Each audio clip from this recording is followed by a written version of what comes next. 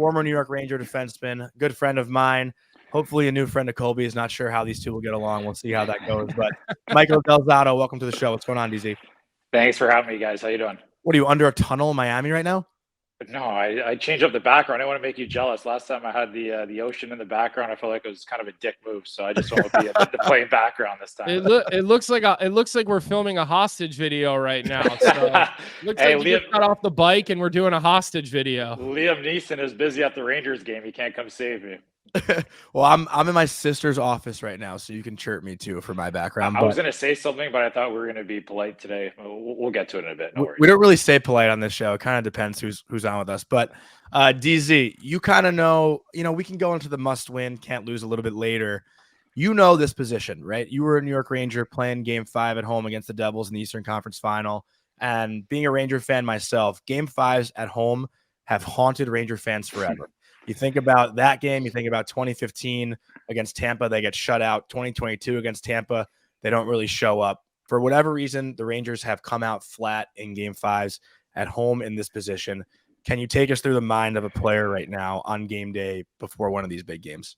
Definitely nervous. Definitely a lot of tension. I was there for Game 1, and I was shocked at how flat the team came out. I was shocked by the energy in the building.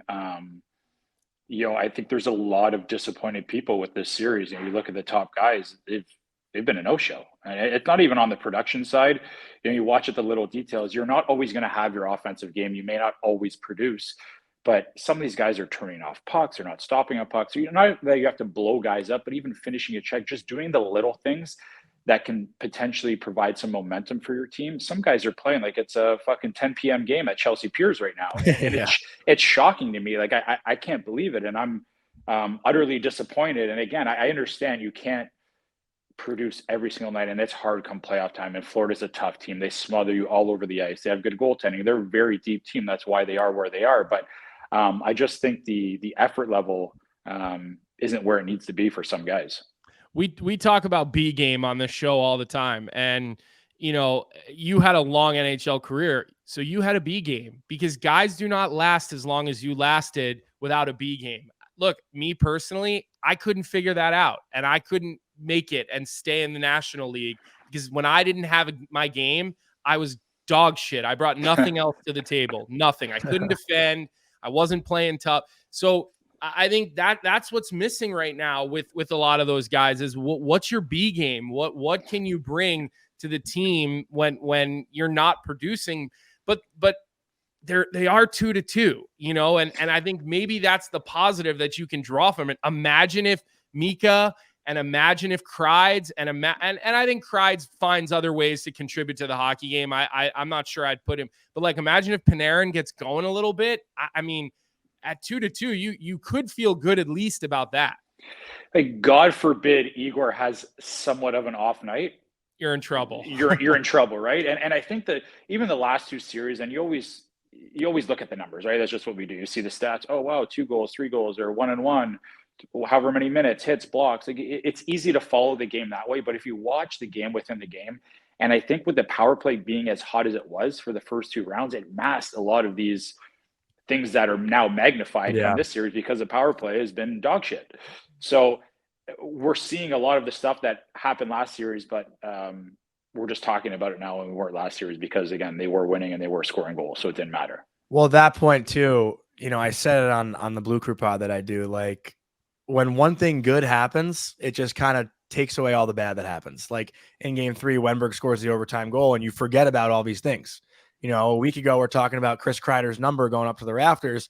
Now he has no points in 4 games, and all of a sudden he's a fucking bum, right? Like, it's just kind of how it goes in hockey. And that's, that's the blessing and the curse also of playing in a big market like New York. They love you when you're playing well. They hate you when you're playing bad. You know that better than anyone, DZ, right? Like, you went through it. Yep. But tonight, like, if the Rangers find a way to win this game, let's say tonight, but again, it's not from the guys like Panarin and Mika and Kreider, we got to give Vinny Trocheck his praise. Like, even absolutely. when that guy's not producing, you know what you're getting from him. Yeah, he has a B game for sure. He has a C game, a D game. He's got fucking everything.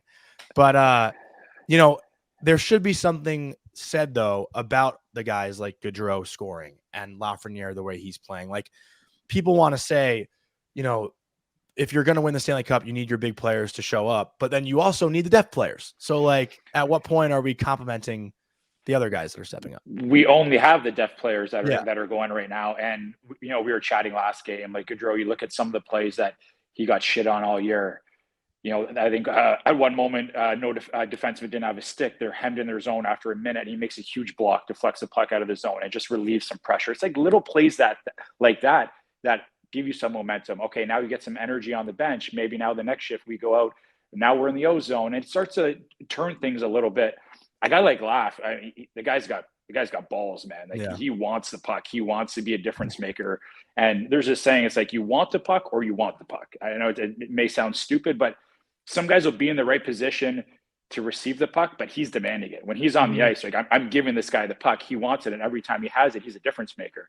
So he's he's thoroughly impressed me. He's got some balls. So let me ask you this, and I want to go into some of the lineup stuff with you and kind of get your opinion, because I know, you were on the Blues that won the Cup in 19. I know Larry Flowers thinks he was on the fourth line of that team, but he wasn't. But you had a really impressive fourth line on that team, and you go back and I was part of the Bruins team in 11. And I think about the Merlot line that we had in that run, and you just go through and those fourth lines seem to just matter. So let me ask you a question. On the road, does it make sense to have Rempe in the lineup on the road if he's only going to get 4 and 5 minutes of ice time? Or is that a guy you unleash him at home? He brings all the energy into the building because I know this is a pretty long drawn out question that I'm asking you, but where I see issue here is that Roslovic is not a top 6 forward. He's just not. He has some skill, he has some flashes, but there's a reason that he's bounced between first and fourth lines his whole career, right? There's a consistency factor. He's not heavy on the puck, and again, it's not personal. It's just what I see out of him. So now all of a sudden, come the second period, Roslovic is sitting on the bench. Kakko's moving up to the first line. Who I thought deserved to be moved up the lineup the way he's battled the last couple of games. And now all of a sudden, Lavi's trying to shuffle like 3 lines. He's trying to work Wheeler back in, who again is a, you want to see Wheeler succeed. You want to see him get his legs under him, all this kind of stuff. But I feel like it leaves Peter Laviolette a little handcuffed the way that he has to run his bench. So I'm curious, like, what would you do with the lineup card right now? And it's not just Rempe, it's the first line. Like, who are you putting up there to start this game? And where do the other chips fall? That's a great question. You make a great point. With Rempe at home, he creates so much energy within the crowd. He gets on the ice, he takes a face-off, and it's like they scored a goal. The place goes nuts. On the road, he doesn't have that, although there was a large number of Rangers fans at there were Rempe chants going in game 4. Yeah. So you're right. If he's only giving you 5 minutes, I don't think he can be in the lineup. Unfortunately, my buddy Roslovic, he's had a bit of a tough series, but you can't have, I think you have to put someone heavier up there. Do you throw a guy like, it's going to be a crazy comment, do you throw a guy like Gaudreau up on the first line for a couple shifts and just let someone go in there and muck it up a little bit just to change it up? I don't know. At this point, I really don't know. You just can't have 2 guys who are struggling and 2 guys who are quote unquote soft down low or around the boards, not being able to win 50-50 puck battles right now. It's not working. So I'm not sure what the recipe is. And Laviolette, I'm sure is going to come up with something. He's a brilliant coach and he's been doing it for years. But to your point, you need to have that someone who's going to give you more than 5 minutes, because now it's messing with some of your lineup rotations, especially if it comes to a special teams game. A lot of guys are logging big minutes and they're going to be gassed come 5-on-5, and as we've seen, their 5-on-5 production is subpar. Well, I kind of wanted to add to that too.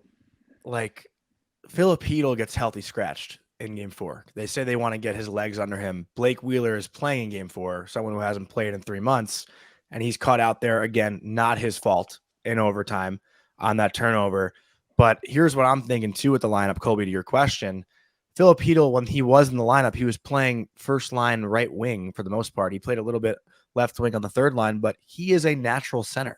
Like, if you want to play him, why not move Gaudreau up to Del Zotto, to DZ's point, and put Hedel as the third line center and push Wenberg down to the fourth line center. I think there's some sense to that because I think with Hedel, did you play with Hedel, DZ, or was he gone? He was gone, right? Yeah, You were gone. So like he seems to make plays. Like when he's a guy that the more the puck's on his stick, the more plays he makes. And some centers are like that. That's why, certain guys, they just need more touches. And I don't think that that's necessarily a bad idea, Johnny. I think that, there could be some sense to that. But again, you're in a 2-2 in the conference finals. Like, does the blender really come out at this point? Does that make people feel like, oh, the Rangers are panicking a little bit? I don't know.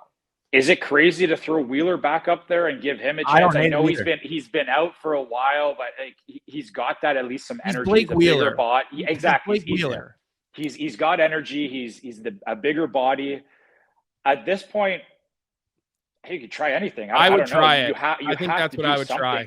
And maybe it lights a fire up the other guy's asses too. Like, hey, this isn't working.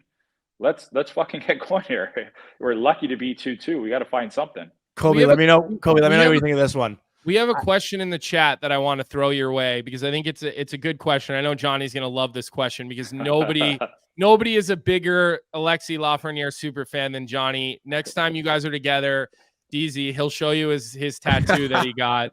But lies.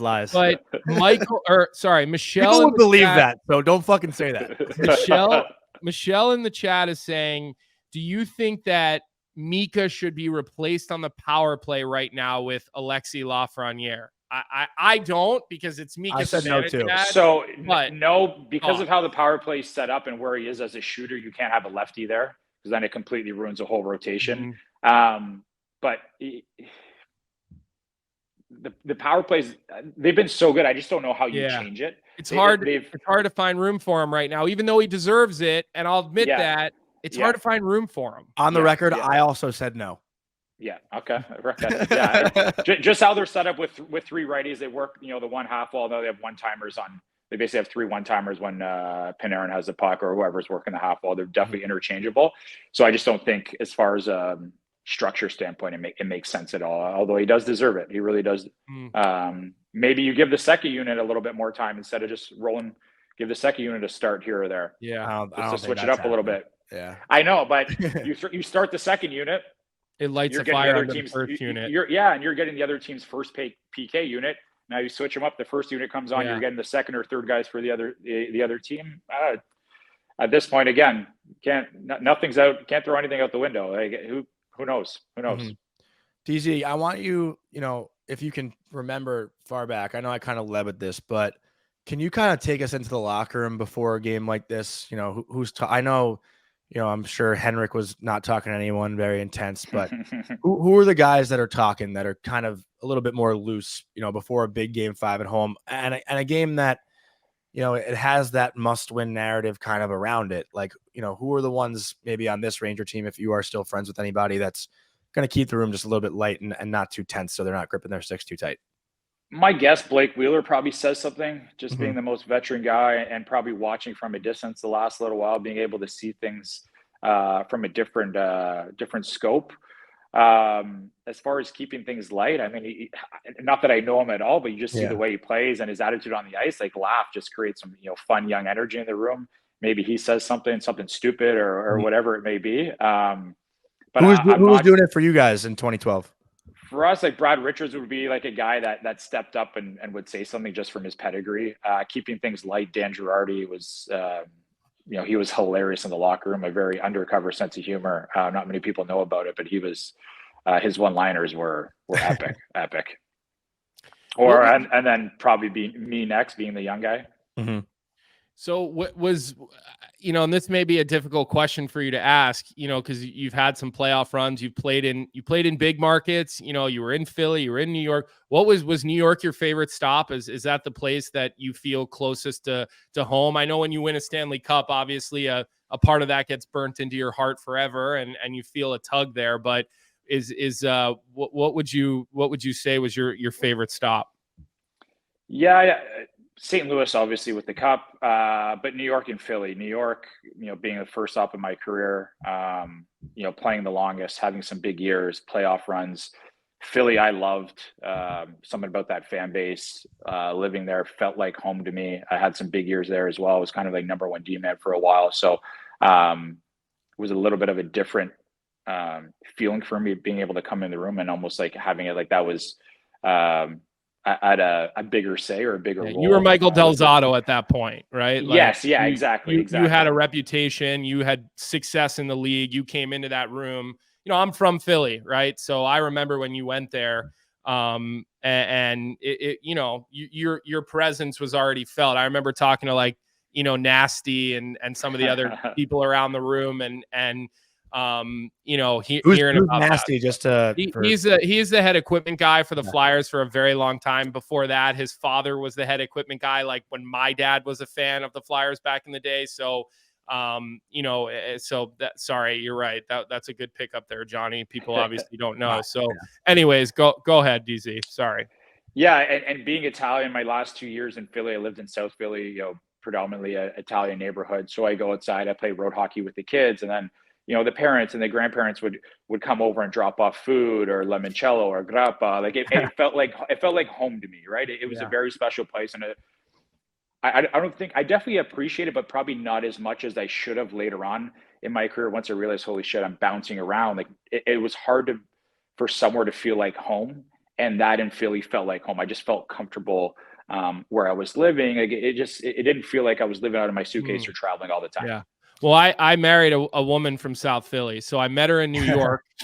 She lived in New York forever, but she's from a stone throw from, you know, the stadiums and, you know, right off of, you know, by Packer Park, where I'm sure Packer Park is probably right by where you lived in South Philly. So I know the culture well, very well, probably too well at this point. And I've had to learn some hard lessons with the culture, but I do know what you're talking about, that the whole people are driving food over and, you know, casseroles and, you know, especially around the holidays, it's like one big, it's actually, it's very, South Philadelphia is its very own community. Like it's like its own thing within the city of Philadelphia. Like, oh yeah, I'm from South Philly. Oh, you're from Philly. They're like, no, I'm from South Philly. It's different than like being Staten Island. Yeah, exactly. Staten Island to Philly. Say it. Yeah. I don't mean to be. I don't know if that's an insulting thing, though. I don't know how people take that. No, but people are proud to be where they're from. That's very similar. Yeah, DZ, let me hit you with a hard one here. Yeah. So, I don't know if our audience knows this, but I know this. You're a Torts guy, big Torts guy. Love John Tortorella. We had Brandon Dubinsky on here, a teammate of yours, when Torts scratched Sean Couturier. A lot of Ranger fans have made Jacob Trouba a punching bag on Twitter. You know, Ranger fans love him or hate him, and he's the Rangers captain. Is there any world where you see Laviolette sitting him for a game? Please, please stress it. I think it's unbelievable that people want that. If they had someone else to put in potentially, but who's the next man up? Zach Jones. Zach Jones, yeah, and then Chad Ruedel. So he's not going to come in and kill penalties. And listen, I'm a Trouba fan, not a fan of how he's played this playoffs, especially this series. And I know, Johnny, we've talked about this. It feels like he's always looking for that hit, and it's definitely part of his game. But if you watch every rush, he's jumping up, he's lunging forward to make that hit, and the play is passing him by. So he's chasing the game. Well, I mean, the elbow or the forearm. I mean, that's a whole other discussion. He likes to say forearm. That's what he always says. Yeah. No, it wasn't an elbow. It was a forearm. That's a whole other discussion. You can't take him out. There's just no one that can fill his shoes. But we saw what happened to Philly after they scratched Couturier. Like they lost 8 in a row. Like after those 2 8 games? of 10. Yeah. I think that's a different story. That's a regular season. Yeah. It was a 1 or 2 game thing. And I think there's a little bit more to peel back there. For sure. Yeah. And I think that's a story for another day. We could get into that. You know, I'm sure you know Coots well from your time in Philly. For sure. And that's Torts being Torts. They're in a rebuilding position. They're not trying to win a cup. So there's, you know, the repercussions or the consequences are much less than a Game 5 playoff game in the conference finals. You maybe have to think about, you know, limiting his minutes a little bit for sure. Like he's not playing well, but again, who on the back end is? If you look on the right side, okay, you have Schneider there, a young guy, and then you have Fox, and I mean, we can't really rave about Fox either. Whether he's hurt, whatever may be going on, the puck's on his stick in the ozone and he's got time and space. He's doing his thing. He's winning none, or maybe a few, but if I'd say none, no 50-50 puck battles in his own end. He's not clearing guys out in front of the net. He's not doing anything else on the defensive side of the puck, which was never his forte. I understand that. When you put up as many points as he does and contribute offensively, no one's asking you to be. But he always defended well enough, though. Yes. He always did. He would get by. Exactly. It was never a big concern. But now, against a faster physical team like Florida, you're seeing some of the flaws. And again, I know he's injured with something, but a lot of guys are too. So my point being, if you limit Trouba's minutes, who are you giving the extra minutes to? Because it's not like someone else is playing incredible to deserve those. I think Miller actually had a really good game last game. He defended well. His stick was incredible. He was tracking, he was covering a lot of ice. I was very impressed with his game. But after that, I'm not sure there's anyone else that I'm really excited about their game right now. I think Gus has had a really, really good season. Like, and I was with him in Chicago for a couple of years when I was working for the Hawks doing TV. He's an awesome guy. Like, I honestly, like, one of my favorite guys to be around on that Blackhawk team. But look, again, when a player has played a lot of games in the league and they've told you who they are for a lot of games, like, you believe them. And I had a feeling Gus might struggle as things got really heavy and physical, and he's bounced back and forth. But I said to Johnny before the series started, DZ, a concern that I had with the Rangers was how does the decor handle getting back on pucks and getting out of their zone? Because the way Florida forechecks, like, they're not a team that kind of shadows you in and tries to push you into the wall. As on a forecheck, they try to beat you on every puck. Like, you've brought up 50-50 puck battles probably 4 times. We started our show today and I said the huge difference, take all the X's and O's out of the Edmonton-Dallas game. Edmonton won all the puck battles on the wall. Dallas did not. Like, it doesn't matter how fancy of a coach you have, whatever your system and structure is, hockey is actually very simple. If you win all the 50-50 battles, you're going to win. I worry with the decor of the Rangers. They're getting beat up. They're not getting back on the pucks and winning those battles, Foxy included, who I think the world of the guy. I think he's he's a Norris Trophy winner. I don't have to say anything else, right? But I thought that was a concern going into the series. I agree. Johnny and I spoke about it. Like, they're going to be physical early on and they're a little beat up. After 2-3 games, you don't want to be back on that puck first. You're almost going to allow that guy to get in. And then now it's a slippery slope. Now you can't get out of your end zone. Now you're struggling just to get off the ice. The other team has fresh legs, and it's a domino effect. The other issue too is, they're not breaking the puck out. They're getting dominated on the forecheck. They're allowing zone entry way too easy. And I don't know if they're spooked by their speed. I don't know if it's a neutral zone. I'm not sure exactly what it is, but they're gaining entry way too easily. That's been the biggest thing. Yeah, it feels like the D are just accepting the rush inside the dots, which, yes, I understand you have to sometimes if you don't have gap.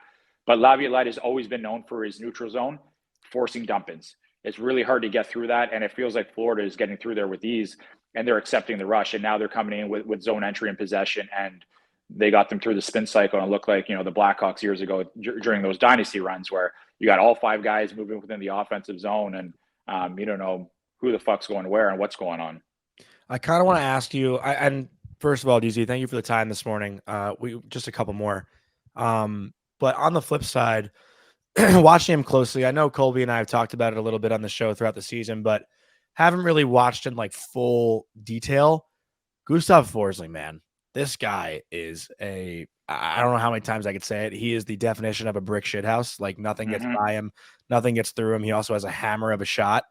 Like, what are you seeing from Forsling on the other end? Because I don't see anyone beating him wide, anyone even winning a race, anyone winning a battle against him. Like, he is just essentially the flawless defenseman in the NHL right now. There was a flipped puck last game, and Kreider was full steam on it, and Forsling was right on his hip. And there's not many guys that can do that. He is an incredible defender. I think his offensive game has definitely improved just because of the confidence the coaching staff has given in him. He's playing before in and out of the lineup, getting waived, traded.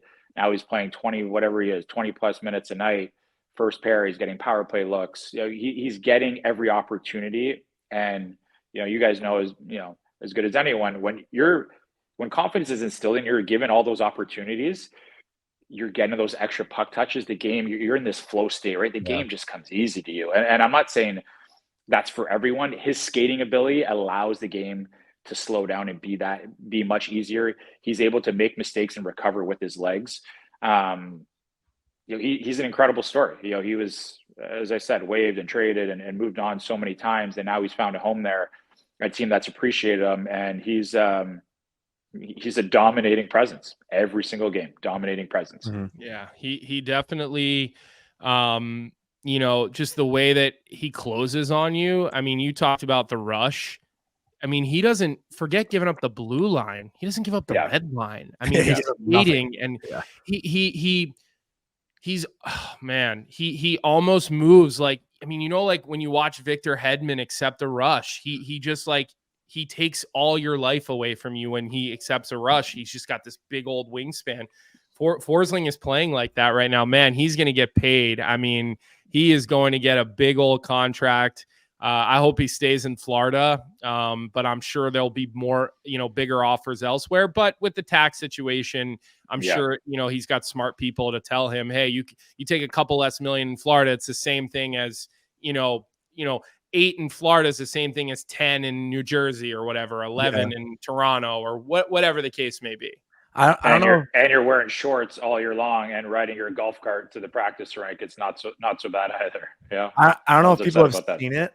Sorry, DZ, I didn't mean to jump there. I got a little too horny, but Paul Maurice in his press conferences, when he's asked about like Sam Reinhart and all these guys who are UFAs, he's been doing this bit calling them assholes and pieces of shit. Just so no one else wants them. It's actually been pretty funny. Like every time he's asked about an upcoming contract, Paul Maurice has this bit going. So I don't know if people have caught on to that love to watch the media post-game pressers and whatnot, but if you haven't, tune into Paul Maurice's post-game stuff because it's hilarious.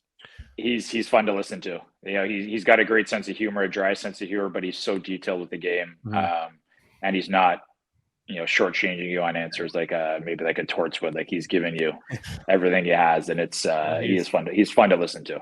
I mean, Torts is a whole nother adventure with the media, which I'm wildly entertained by. I worked in Philly. I did TV for the Flyers for a couple of years. He was not the coach, but I probably would have had more to talk about on TV had he been the coach. Look, before we let you go, I want to just ask you a couple of things here. First, where and what are you up to? Like, where can people find you now? I see on like Johnny's Twitter because he does the videos when you're at the games, and I know you go on his other shows sometimes, but do you have a show that you do? Are you still involved with hockey at all? I know you were doing real estate, I think I saw at one point. Where like I'm sure a lot of people kind of like, you had a big personality as a player. Like, I think, you had an aura. So I'm sure people kind of are wondering where they can find you these days. Yeah. I mean, off the grid on the hockey side, definitely a little bit. I needed a bit of a break, it consumed my whole life and needed to step away from it for a little bit. I'm doing some stuff with the Rangers on the alumni side. That's really as far as it goes with hockey. I was actually supposed to play in that 3-ice league this summer, which got postponed to next summer. I'm living in Miami. I'm in New York quite a bit because my brother lives there with my 2 baby nephews. I do real estate here. I work with a luxury golf travel company, so we curate bucket list trips all over the world. We do events as well, like Masters, Waste Management Open, stuff like that. And I'm enjoying life. It's, as I mentioned before, the kind of the end of my career, moving as much as I did. It's empowering and refreshing to now have control of my life again and get to choose where I can live, where I can be, and not, waiting by the phone for someone to call me and say, pack your shit, and you're, getting traded across the country. So I've been enjoying that. I'll be traveling a bunch this summer, and then come fall, there's a few other opportunities that I kind of have to keep quiet right now that'll come about. Yeah. I mean, I was going to say, I think you'd be a perfect fit on TV if that's something that you wanted to do with one of the American networks, one of the Canadian networks. I mean, you've got the playing resume, you've got the personality, you've got the looks. So, certainly something you could do. The last thing for me before I'm sure Johnny wants to see you off is, I'm not going to ask you for a Rangers series prediction because I don't want to put you in the seat for that. But how do you see this Edmonton Oilers Dallas Stars series finishing out? What would your prediction be on that? It's going to go 7, I think. Yeah, I called that from the start. I still like Dallas. Last night was shocking to me. Like that was, very shocking. I still like Dallas. I think that Tanev injury though is going to be, depending what happens there, may decide the series. I know it's a crazy comment to make about a guy who doesn't really produce much, but you just look at the numbers from the first 2 series on the job he's done against the other team's top lines. And, that's why every single year he's been sought after for playoff teams. Like the job that he does, the little things he does, similar to a Goodrow just on the back end. Some of the stuff you can't measure. He's such an important piece to that team. So I guess we'll find out in the next day or two what that injury is, but that's going to decide the series, in my opinion. Yeah, and I'm so proud of the way Tyler Seguin is playing. I think you guys are buds from the same hood. We were together in Boston, when he was a rookie. I was maybe a second year, and I just, the way he's playing, I love it. The maturity that's come to his game. Like when he makes a big play, like he's still a guy that I get super excited to see him succeed. So, that's all I got for him, Johnny. If you got a couple and you want to show him out here. Well, I just got one from our producer, Vic, who would be pissed at me if I didn't ask.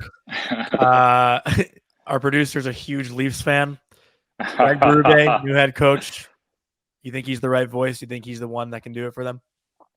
Yeah, I mean, if not him, who, right? That's the thing.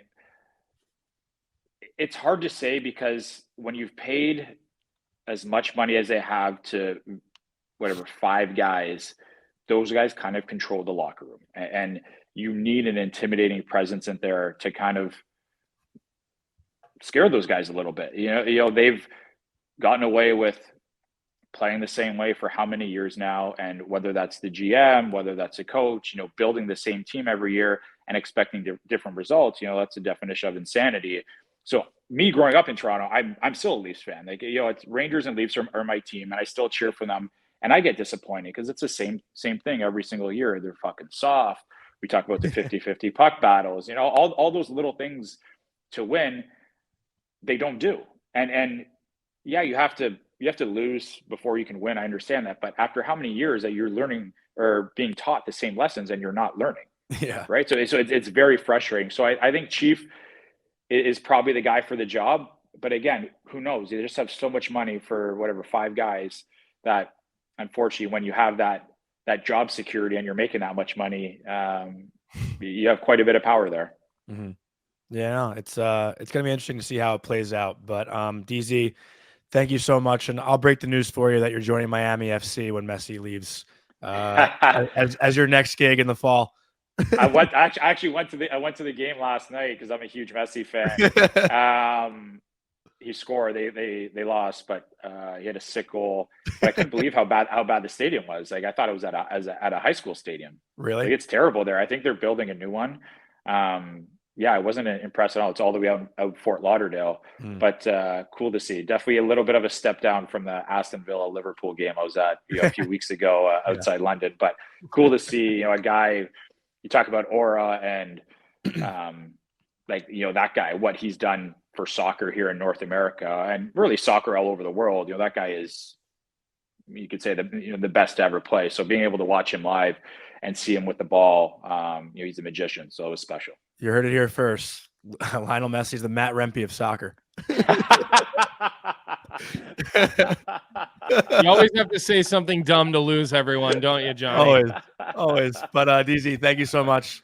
I'll talk to you later. Enjoy the game tonight, and we'll chat soon. Appreciate your time. Thanks for coming on, man. Thanks for having me, guys. I appreciate it.